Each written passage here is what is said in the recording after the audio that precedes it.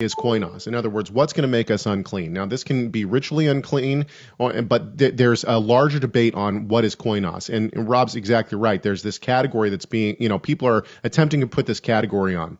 So he says, as for the one who is weak in faith, welcome him, but do not quarrel over opinions. One person believes he may eat anything, while the weak person eats only vegetables. This to me sounds off the idea of meat in the meat markets. I've said this before, and I'm going to say it again. If you had meat in the first century on your table, unless you'd gotten it from the meat market, if you have a piece of meat on the table, it's because it is some form of a ritual. It is some form of worship to a god. It is, and we could see this in Jewish context. We could see this in pagan context. But the point is that if you have meat on the table, it's a form of worship. It has been offered to a god.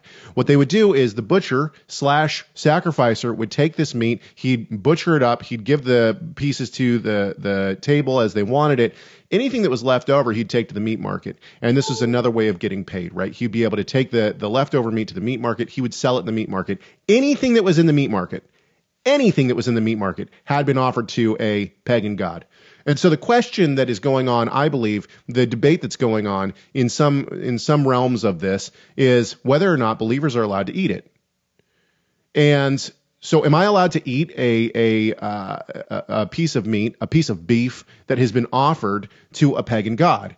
And Paul has a whole discussion about this in Corinthians. Whether or not you're allowed to eat, are you allowed to partake of the table of demons and the table of the Lord? And this does not mean are you allowed to eat meat that has been offered to idols. Rather, what Paul comes to is the opinion that if you're going to eat something, you just cannot participate in the worship of a false god. If it's been if it's been offered to a false god, who cares? That's not a real god. That's a demon.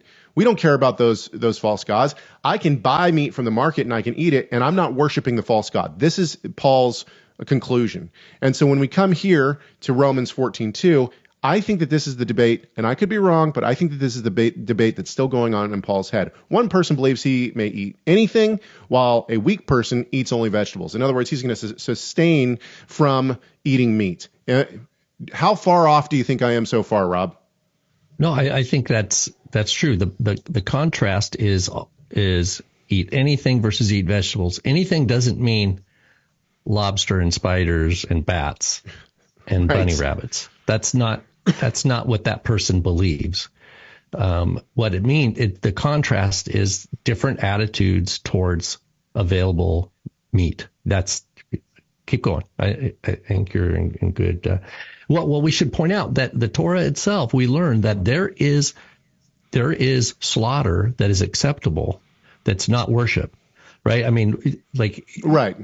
But the blood had to be poured out, right? And then, but if you're in Jerusalem and you want to do a sacrifice, you have to go to the centralization of worship at the temple is a core point for Israel in the land. But farmers, if you were a shepherd way up in Galilee, you could be a supplier of lamb to local people, and they could slaughter that lamb. They could have shish kebabs or whatever, and if they wouldn't be seeing it as worship, they would have meat.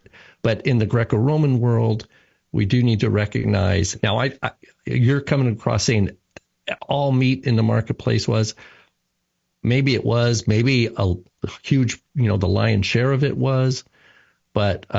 In either case, so I have receipts totally on that, by the way, to bring this meal context. Yeah, I have receipts on that, by the way. That's not just something I've made up. And actually, what I was looking for is I have 2 books that are around here somewhere, and I can pull out specific receipts. Maybe next week I'll have those books on hand, so I can tell people exactly where I'm getting that information from. Thank you so much for watching this